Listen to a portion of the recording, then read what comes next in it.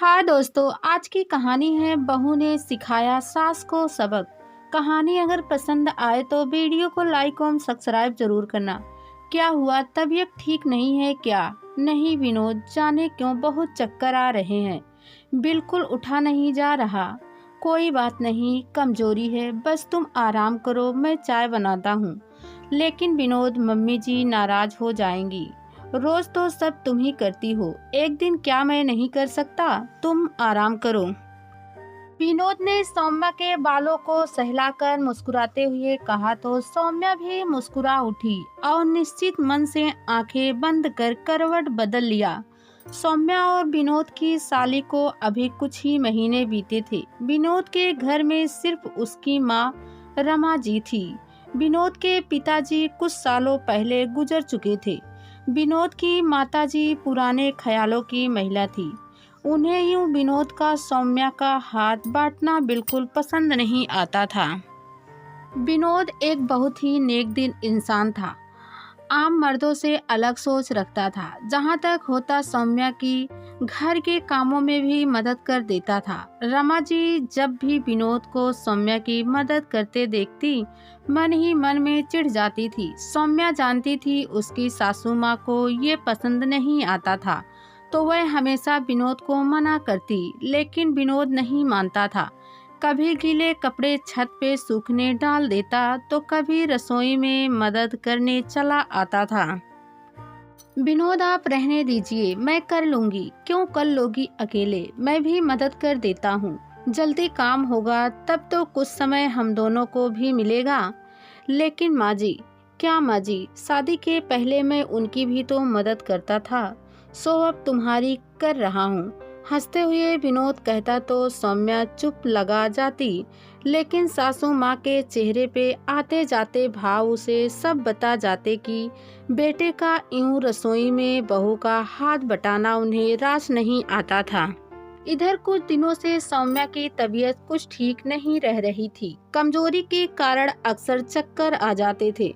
सब कुछ जान सुन के भी रमा जी निर्विहार भाव से चुप्पी लगाए रखती, जैसे कुछ मालूम ही ना हो। सौम्या को अपनी सासू माँ का व्यवहार से बहुत दुख होता, लेकिन सीधी सरल सौम्या मौन रख उनका मान रख लेती थी। आज भी सौम्या को आराम करता छोड़ विनोद ने चाय बना खुद भी पिया और अपनी माँ को भी दे दिया। तूने क्यों चाय बनाई विनोद? बहू कहाँ है? माँ, सौम्या की तबीयत ठीक नहीं तो वो सो रही हैं। डॉक्टर को दिखा दिया, दवा करवा दिया। अब ये कैसी कमजोरी है जो जा ही नहीं रही है? कैसी बीमार बहू घर आ गई? माँ, ऐसा क्यों बोल रही हो? बीमारी घर और इंसान देख थोड़े ही आती है। और फिर सौम्या को टाइफाइड हो गया था, उसके बाद तो कमजोरी आती ही है। वह तो ठीक है, लेकिन नाश्ते का क्या होगा? मेरी भी उम्र हो चली है, मुझे इतना काम नहीं होता। बेटे के बात पे मुंह बनाती रमा जी ने कहा। माँ की बात पे विनोद आश्चर्य में पड़ गया। अभी 6 महीने हुए थे सौम्या को बहू बन आए हुए। उसके पहले तो सारा काम माँ अकेली ही करती थी। एक काम वाली आती थी सफाई करने, उसके साथ भी माँ लगी रहती थी। और अचानक 6 महीनों में माँ इतनी बूढ़ी हो गई कि एक कप चाय भी नहीं बना सकती थी। माँ के साथ बहस में करना विनोद को किसी भी दृष्टिकोण से उचित नहीं लगा था।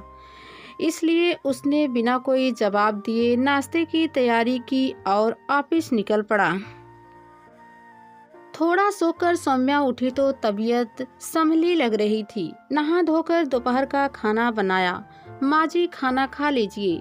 बहुत जल्दी बना दिया खाना। बहू, अब सीधा रात को ही खाऊंगी। मेरा मन तो मेरे बेटे की हालत देखकर ही भर गया। अच्छा खासा मेरा सरल कुमार जैसा बेटा जोरू का गुलाम बनकर रह गया है। सासू माँ की रूखी बातें सुन सौम्या की रुलाई फूट पड़ी।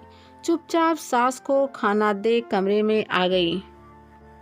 पिछले 6 महीनों की बीती बातें आंखों के आगे चलचित्र सी घूम रही थी। कितनी खुश थी सौम्या विनोद को अपने हमसफर के रूप में पाकर। उसका सौम्य स्वभाव और सुलझा व्यक्तित्व सौम्या को बहुत पसंद आया था। छोटा सा परिवार था विनोद का।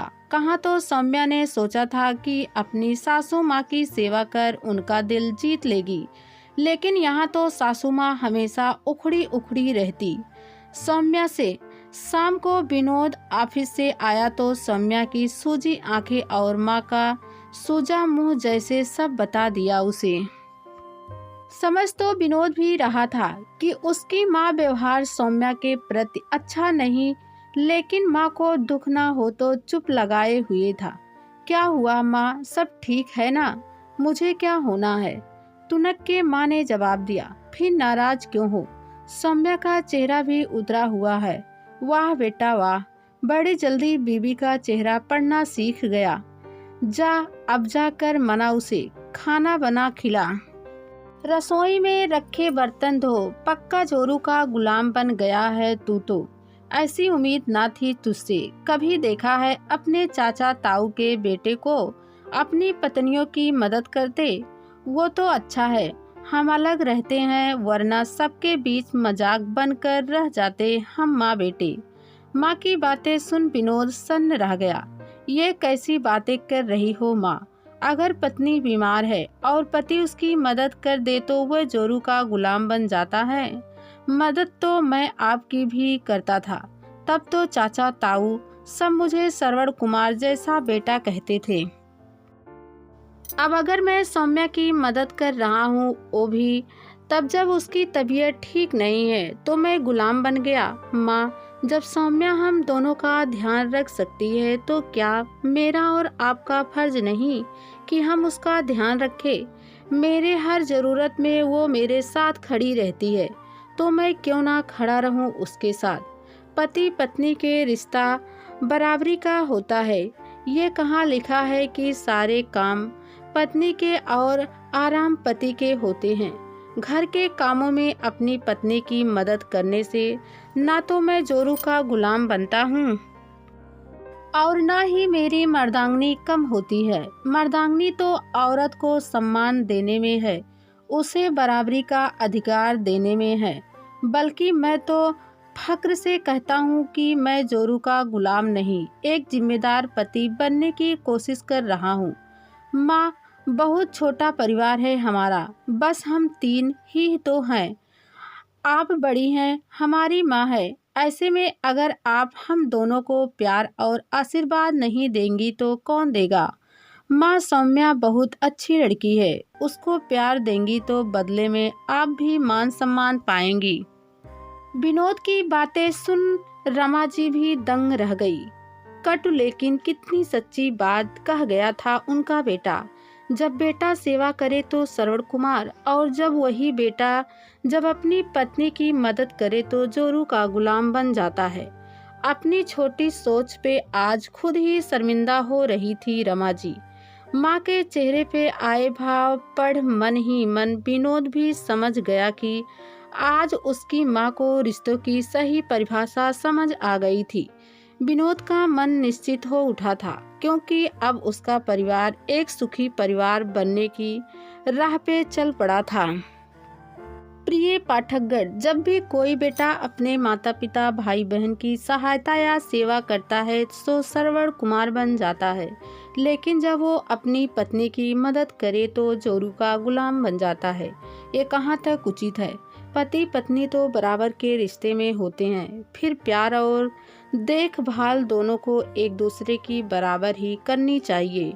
आशा है कहानी पसंद आई होगी।